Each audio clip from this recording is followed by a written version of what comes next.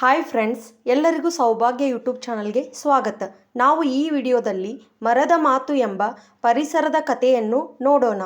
ಪರಿಸರದ ಕತೆ ಮರದ ಮಾತು.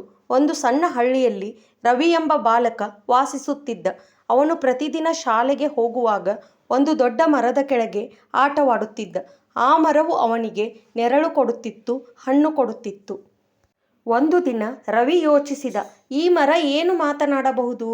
ಅದೇ ರಾತ್ರಿ ಅವನಿಗೆ ಕನಸಿನಲ್ಲಿ ಆ ಮರ ಮಾತಾಡಿತು. ರವಿ, ನಾನು ನಿನಗೆ ನೆರಳು ಕೊಡುತ್ತೇನೆ, ಹಣ್ಣು ಕೊಡುತ್ತೇನೆ.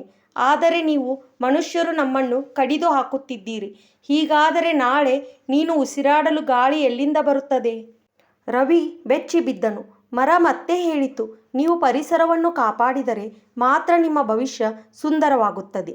ಮುಂದಿನ ದಿನದಿಂದ ರವಿ ತನ್ನ ಸ್ನೇಹಿತರ ಜೊತೆಗೂಡಿ ಹಳ್ಳಿಯಲ್ಲಿ ಮರಗಳನ್ನು ನೆಡುವ ಕೆಲಸ ಶುರು ಮಾಡಿದ. ಹಳ್ಳಿಯ ಜನರು ಅವನನ್ನು ಅನುಸರಿಸಿದರು. ಕಾಲಕ್ರಮೇಣ ಆ ಹಳ್ಳಿ ಹಸಿರಿನಿಂದ ತುಂಬಿತು. ಕಥೆಯ ಸಂದೇಶ: ಪರಿಸರವನ್ನು ಕಾಪಾಡುವುದು ನಮ್ಮ ಕರ್ತವ್ಯ. ಮರಗಳನ್ನು ನೆಟ್ಟು ಪ್ರಕೃತಿಯನ್ನು ಉಳಿಸೋಣ. ಈ ಕತೆ ನಿಮಗೆ ಇಷ್ಟವಾದಲ್ಲಿ ಲೈಕ್ ಮಾಡಿ, ಶೇರ್ ಮಾಡಿ, ಸಬ್ಸ್ಕ್ರೈಬ್ ಮಾಡಿ. ಧನ್ಯವಾದಗಳು.